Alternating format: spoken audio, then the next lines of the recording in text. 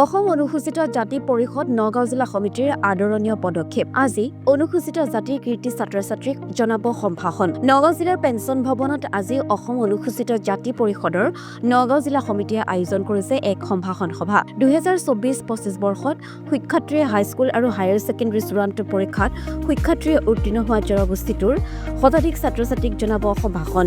ছাত্ৰ-ছাত্ৰীসকলক উৎসাহিত কৰাৰ উদ্দেশ্যে অনুষ্ঠিত হ'বলগীয়া অনুষ্ঠানটোত পৰিষদৰ কেন্দ্ৰীয় নেতৃত্বৰ লগতে উপস্থিত থাকিব বহু গণ্যমান্য ব্যক্তি।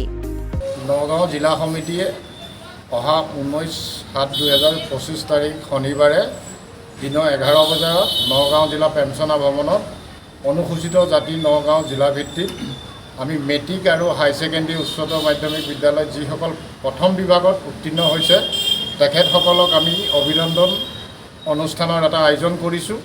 আৰু এই অভিনন্দন অনুষ্ঠানত যিসকল ছাত্ৰ ছাত্ৰীয়ে আমাৰ কাৰ্যালয়ত তেখেতসকলৰ যি নথিবোৰ আমাক জমা দিছে তেওঁলোকক দিনৰ 11 বজাত আমাৰ পেঞ্চনাৰ ভৱনত আহি উপস্থিত হ'বৰ কাৰণে জনোৱা হ'ল।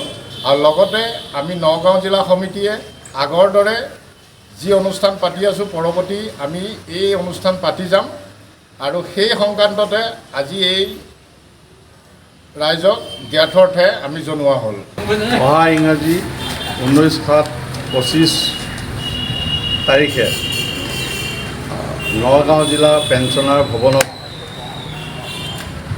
অসম অনুসূচিত জাতি পৰিষদৰ নগাঁও জিলা সমিতিয়ে 2025 চনত যিসকল হাইস্কুল লিভিং ছাত্ৰ-ছাত্ৰীসকলে শিক্ষাৰ্থীৰে পাছ কৰিছে আৰু হায়াৰ ছেকেণ্ডেৰী যিসকলে পাছ কৰিছে CBSE হওক বা সেৱাৰ পৰাই হওক তেখেতসকলক আমি দিনৰ 11টা বজাত এটা অভিনন্দন অনুষ্ঠান আয়োজন কৰিছোঁ।